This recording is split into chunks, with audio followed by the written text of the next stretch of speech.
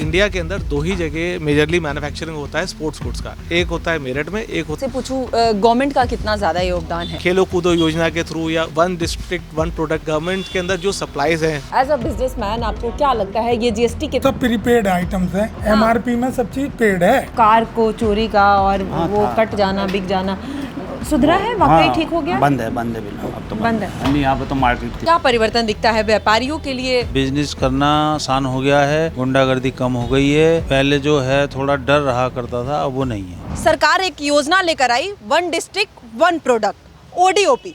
उसमें मेरठ का नाम सबसे ज़्यादा चर्चा में रहा इस बात के लिए क्योंकि मेरठ में स्पोर्ट्स का पहले से ही बहुत बड़ा हब माना जाता है। यहाँ पे स्पोर्ट्स के कई सारे सामान कह सकते हैं, चाहे वो स्कूल स्पोर्ट्स हो या फिर तमाम अलग अलग स्पोर्ट्स के हर सामान आपको यहाँ पर बनता भी है। और सिर्फ भारत के अलग अलग राज्य में नहीं, विदेशों में भी, चाहे वो US हो, ऑस्ट्रेलिया हो, कनाडा हो, तमाम ऐसे बड़े बड़े देशों में भी यहाँ से जाता है। तो आखिर धरातल पर किस तरीके का स्थिति है? वो जो कार चोरी का एक मेरठ को लेकर लोगों के दिमाग में एक नैरेटिव आता था, एक दृश्य सामने खुलता था, और आज स्पोर्ट्स में कितना ज़्यादा मेरठ आगे है, सरकार की इसमें क्या भूमिका है, लोगों को कितना राहत है, क्योंकि कई सारे रिपोर्ट्स इस बात का दावा करते हैं कि इसकी वजह से 70,000 लोगों को रोज़गार मिल रहा है 50 से 70,000 लोगों को। तो आखिर इन दावों में कितनी सच्चाई है, इस पड़ताल में आज हम निकले हैं मेरठ की गलियों में और तमाम आपको लाइन से दिखेंगे। ये तमाम वो स्पोर्ट्स के शॉप है। सर क्या नाम हुआ? मेरा नाम अभिषेक है। हाँ जी। आपके शॉप का नाम एक बार बता दीजिए। विश्वा स्पोर्ट्स कंपनी। कैसा चल रहा है सर स्पोर्ट्स का यहाँ पे काम, और आपका दुकान अगर सबसे पहले मैं पूछूँ तो कैसा चल रहा है? सब ठीक चल रहा है, ऑल गुड। हाँ जी।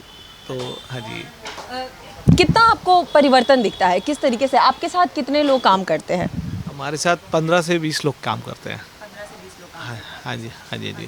तो ये जो सिकंदर कुंड है ना, कौन सी जगह है? सूरज कुंड ये जो जगह है, ये सबसे ज़्यादा कहा जाता है कि स्पोर्ट्स के लिए यहाँ पे बहुत बड़ा हब है।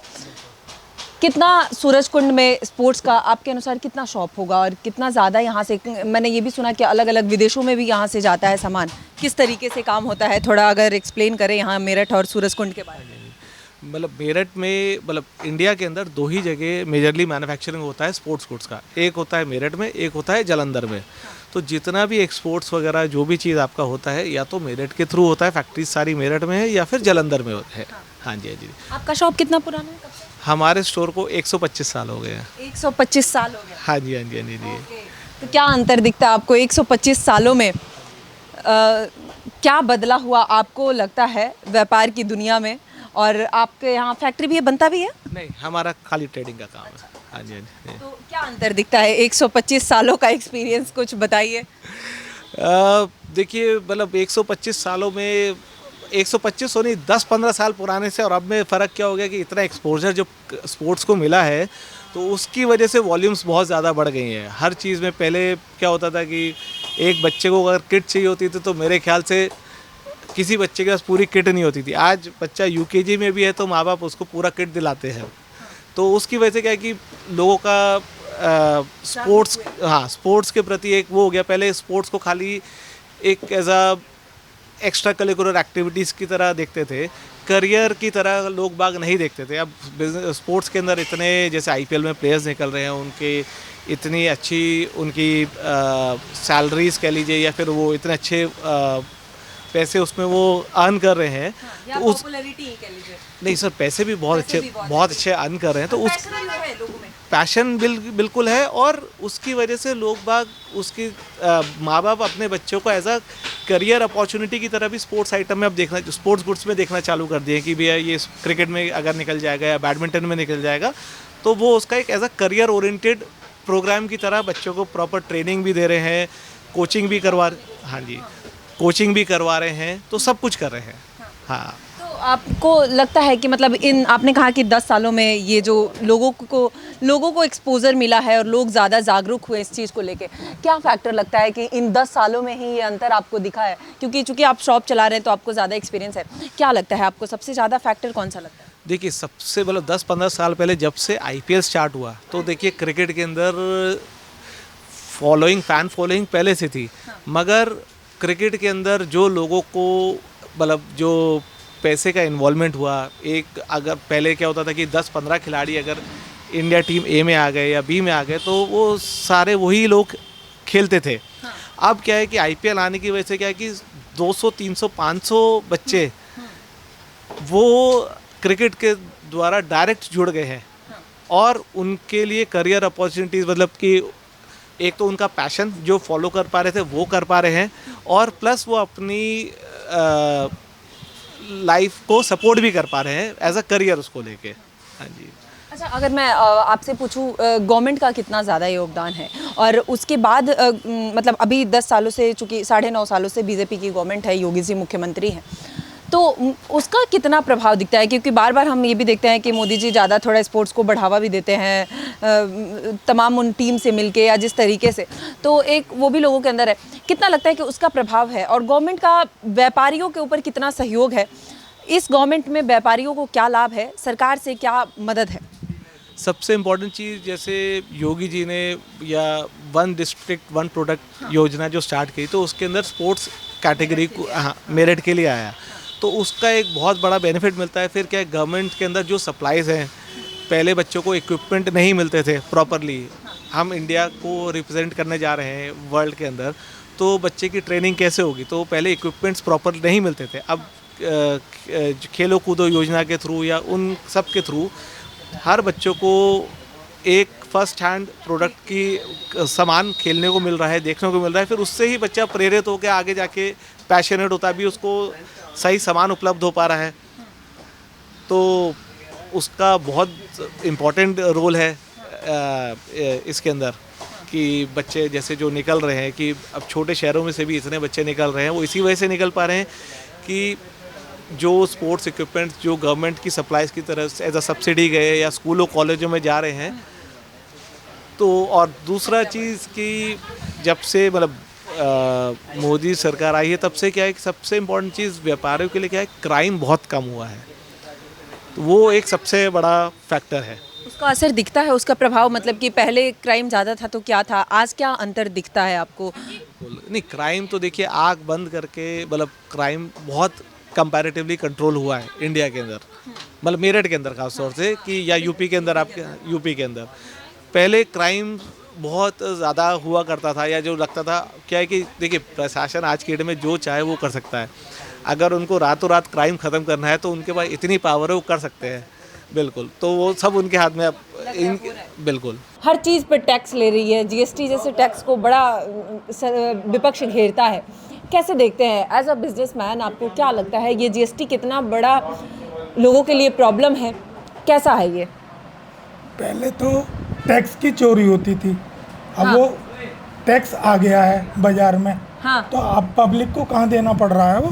हाँ। तो सब प्रीपेड आइटम्स हैं, सब चीज़ पेड है, एमआरपी में सब चीज़ पेड है। हाँ, जो कह रहे हैं यही तो जीएसटी ले रहे हैं, ऑलरेडी जीएसटी काट के ले रहे हैं, जो लगा के आप ला रहे हैं, तो आम जनता उससे भुगत रही है। आप मतलब बिना बताए और सबसे हर चीज़ पे जीएसटी लग रहा है। ऐसा है ना, तो कोई दुकानदार दे रहा जीएसटी, हाँ। हाँ जो इंसान उसे यूज़ कर रहा है हाँ। उसको जीएसटी देनी पड़ रही है। जब मैं कोई चीज़ यूज़ कर रहा हूँ हाँ। और इतनी दूर से चली आ रही है चीज़, हाँ। तो मैं उसका जीएसटी क्यों ना दूँ? और अभी तो जीएसटी घटी है, हाँ। पहले तो जीएसटी 12% 18% थी स्पोर्ट्स गुड्स पे, हाँ। अब 5% रह गई और 18% जिस पे है वो 18% है ही। वैसे मुझे लगता है कि जीएसटी से कोई फ़र्क तो है नहीं है पर ना। शुरू में लोग बाग डर रहे थे, हाँ। लेकिन अब तो हर कोई दे रहा है। बड़ा विपक्ष घेरता है इस बात को तो लेकर। घेरे, वो तो विपक्ष का काम है। हाँ, कैसे देखते हैं अभी वर्तमान में भारत के विपक्ष को आप, चाहे वो देखो जी, अपने देश को अगर उत्थान करना है तो टैक्स तो देना ही पड़ेगा, हाँ। जो भी है मिनिमम टैक्स है। उससे क्या हो रहा है, जब मैं अवेल कर रहा हूँ कोई चीज़, खा रहा हूँ कोई चीज़, तो उस पर टैक्स तो देना बनता है। देश के लिए तो मैं कुछ करूँगा या नहीं करूँगा, वही है। अब कह रहे हैं कि अभी पेट्रोल डीजल का दाम बढ़ा दिए, मतलब जनता की, ये सरकार की नाकामी है, सरकार का फेलियर है। क्राइसिस है दुनिया की, कोई हमारे देश में थोड़ी बढ़े हैं, सारी दुनिया में बढ़ रहे हैं। हमारे देश में तो ग्रेजुअली भी बढ़े हैं, 3 रुपये बढ़ा दिए पेट्रोल पे। कह रहे सोना खरीदो मत। हाँ तो सोना क्यों ना खरीदो, हर गवर्नमेंट करती है, हाँ, हर गवर्नमेंट अपनी देश लेकिन की, विपक्ष कह रहा है कि ये सरकार की नाकामी वो है। अपनी विपक्ष की बात है, उसको मैं क्या, आप नहीं मानते सरकार का फेल्योर है? नहीं सरकार किस लिए फेल्योर है, बताओ कहाँ फेल्योर है। क्या नाम हुआ सर? अब्दुल अच्छा, यही से है? जी किटोल से। आप खेलते हैं? हाँ खेल लेते थोड़ा बहुत, पहले क्रिकेट खेल लेते थे। हाँ। अब फुटबॉल देखने का ज़्यादा शौक है, अच्छा, देखने का, मगर देखने का शौक है, खेलने का नहीं? खेल भी लेते हैं मगर आता नहीं इतना। अच्छा, तो कैसा है मतलब ये मेरठ जो स्पोर्ट्स का हब है, कितना फ़ायदा दिखता है आप लोगों को? कैसा लगता है यहाँ पे? कहा जाता है विदेश में भी जाता है यहाँ से चीज़ें, तो कैसा है ये? फ़ायदा तो है ही, देखे बड़े बड़े एथलीट इसका नाम लेते हैं। हाँ। और मेरठ में विजिट भी होती है। हाँ। वीडियो में देखते हैं तो अच्छी बात है, अपना मेरठ विकास करेगा तो अच्छी है। हाँ, बहुत प्लेयर आते हैं। हाँ। और यहाँ पे तो हब है ये स्पोर्ट्स का। खैर हर चीज़ यहाँ पे मैन्युफैक्चरिंग होती है, सप्लाई जाती है बाहर विदेश में, इंपोर्ट एक्सपोर्ट में भी अच्छा है यहाँ का। सरकार का कामकाज कैसा लगता है? बढ़िया काम है, बढ़िया योगी जी कुछ काम किए हैं, डेवलपमेंट है? बढ़िया बढ़िया। क्या सबसे अच्छा आपको लगता है कि योगी जी, मतलब क्योंकि 9.5 साल हो गया, फिर अगले साल चुनाव भी है 27 में, क्या बेहतरीन किया है? सबसे अच्छा काम अगर मैं आपसे पूछूं दो योगी जी का, तो क्या लगता है? दो, पहले तो कानूनी व्यवस्था ही है, कानून ठीक हुआ है या बहुत सिर्फ बढ़िया। कहा जाता है? नहीं बहुत बढ़िया हाँ। तरीके का होया। हाँ, और दूसरा जो है, लोगों को ज़्यादा राशन मिल रहा है टाइम से, उनकी मूल वाली सुविधा है, मूलभूत की। जी। सुविधा मिलता है सबको। हाँ, राशन टाइम से मिलता है लोगों को। और जो उनके कोई भी काम होता है, जैसे कहीं सरकारी उसमें जाते हैं दफ्तर में, काम होता है। अच्छा, काम। अखिलेश जी में नहीं होता था? नहीं, काम तो उनमें भी होता था, ऐसा नहीं है। उनमें दिक्कत क्या था? दिक्कत क्या, वक्त के साथ साथ सब चीज़ें आगे बढ़ती रहती हूँ, हाँ, ये है। तो नहीं लगता 27 में क्या लगता है कि कौन मतलब आएगा? देखिए, लोकसभा को देख के कहें तो अखिलेश हाँ, जीते थे, हाँ, मगर ये अच्छा काम कर रहे हैं, इनकी भी उम्मीद है। हाँ। मगर आप अब किसको चाहते हैं? हम तो योगी जी को चाहते हैं। हैं? हाँ, क्यों? समय के साथ सब बदलता है, क्या पता अखिलेश जी भी आए समय के साथ कुछ और बदले, ऐसा नहीं लगता? हो सकता है, आ सकते हैं। फिर योगी जी को क्यों चाहते हैं? बस पसंद है, उनके काम पसंद है। उनका काम पसंद है? अच्छा, ये कहा जाता था मेरठ में यहाँ पे बहुत कार को चोरी का और वो कट जाना, बिक जाना, सुधरा है? वाकई ठीक हो गया? बंद है बिल्कुल, अब तो बंद है। हाँ, नहीं, यहाँ पे तो मार्केट थी पूरी। हाँ, जी। तो मार्केट वो बंद हो गया है? हाँ, बंद है। अच्छा सर, क्या नाम हुआ? विजय कुमार भूटानी। अच्छा, आपका शॉप कितने साल से है यहाँ पे? 40 साल से। 40 साल से है। अच्छा, कैसा चल रहा है? बढ़िया चल रहा है। बढ़िया चल रहा है। क्या बदला है, क्या लगता है आपको स्पोर्ट्स में? आप 40 साल से हैं, क्या बदला है अब के स्पोर्ट्स में, पहले के स्पोर्ट्स में? कितना ज़्यादा अंतर दिखता है और क्या अंतर है? पहले जब मैं आया था यहाँ पे इक्का दुक्का दुकान हुआ करती थी और इक्का दुक्का कस्टमर आया करते थे, और आजकल तो जिसको भी जो माल चाहिए होता है वो सीधा मेरठ आ जाता है। अच्छा। तो बदलाव ये आ गया, तो बहुत ज़्यादा बदलाव है। अच्छा, तो अब मतलब ग्राहक भी बढ़े हैं पहले से? बहुत ज़्यादा। पहले तो हम ऑर्डर लेने जाया करते थे, फिर ऑर्डर लेके आते थे, फिर माल सप्लाई करते थे, फिर पेमेंट लेने जाते थे। अब तो ऑनलाइन पेमेंट आ जाती है और ऑनलाइन माल चला जाता है। मतलब डिजिटल होने का फायदा है बहुत ज़्यादा, व्यापारियों को? बहुत ज़्यादा, बहुत ज़्यादा ज़्यादा। फायदा है। उससे काम भी बढ़ गया और पेमेंट भी बहुत आसान हो गया। आसान हो गया। अच्छा, इधर 10 सालों में, उत्तर प्रदेश में 9.5 सालों में क्या बदला है? क्योंकि सरकार बदली है पूरे तरीके से। क्या परिवर्तन दिखता है? व्यापारियों के लिए कौन बेहतर है सरकार, अगर मैं आपसे पूछूं सीधे? जब से योगी जी आए हैं तब से बदलाव बहुत ज़्यादा आया है।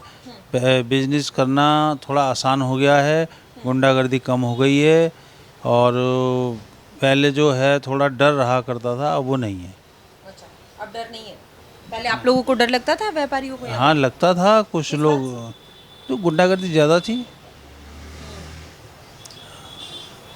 अच्छा, अभी जो सरकार कह रही है, उत्तर प्रदेश सरकार, 1 डिस्ट्रिक्ट 1 प्रोडक्ट, उसमें मेरठ आगे है क्योंकि स्पोर्ट्स के लिए स्पोर्ट्स प्रोडक्ट यहाँ से ज़्यादा निकलता है। कितना ज़्यादा इस योजना का फ़ायदा आप लोगों को दिख रहा है? क्योंकि सरकार की ये योजना अभी आई है, बाकी आपका दुकान पहले से है, लगता है इसका फ़ायदा है? अभी जो है इस योजना का बारे में मैं कुछ कह नहीं सकता, इसका जब फ़ायदा होगा तब बताऊँगा। अच्छा, बाकी अभी लगता है कि पिछली सरकार की तुलना में वर्तमान की सरकार से अगर हम बात करें तो वर्तमान की सरकार स्पोर्ट्स को लेकर लोगों को ज़्यादा जागरूक कर रही है, उसके प्रति तमाम योजनाएं लेकर आ रही है या नहीं है, या पहले की तरह ही स्थिति है, गवर्नमेंट का सहयोग जो है? ना ना ना, पहले से तो बहुत बेटर है। जिस टाइम अखिलेश यादव की सरकार थी उस टाइम तो यहाँ बहुत बुरा हाल था, काम बहुत कम हुआ करता था, लाइट भी नहीं आती थी, पूरा पूरा दिन जनरेटर चलते थे। बहुत, जब से योगी जी आए हैं बहुत सुधार है और काम भी बहुत बड़ा है। मतलब कुल मिलाकर जो डेटा कहता है कि पहले 450 करोड़ 2020 का ये डेटा है, 450 करोड़ यहाँ से एक्सपोर्ट होता था, अब ये आंकड़ा 765 करोड़ पहुंच गया है। और ये तमाम जो व्यापारी ये बात कह रहे हैं कि पहले से ज़्यादा लोगों का स्पोर्ट्स की तरफ रुझान बढ़ा है, व्यापार बढ़ा है, दुकानों की संख्या बढ़ी है, जैसे ये बता रहे हैं पहले कम था अब तमाम दुकान बढ़ गया है। ये दर्शाता है कि कहीं ना कहीं व्यापारियों को भी इस चीज़ का फ़ायदा है। सरकार भी पहले की तुलना में अब की सरकार जो है वो स्पोर्ट्स की तरफ, चाहे वो योजनाओं के तहत हो या फिर तमाम व्यापारियों को लॉ एंड ऑर्डर कंट्रोल करके अगर व्यापारियों को थोड़ा सा आसानी हुआ है तो उसके तहत भी है।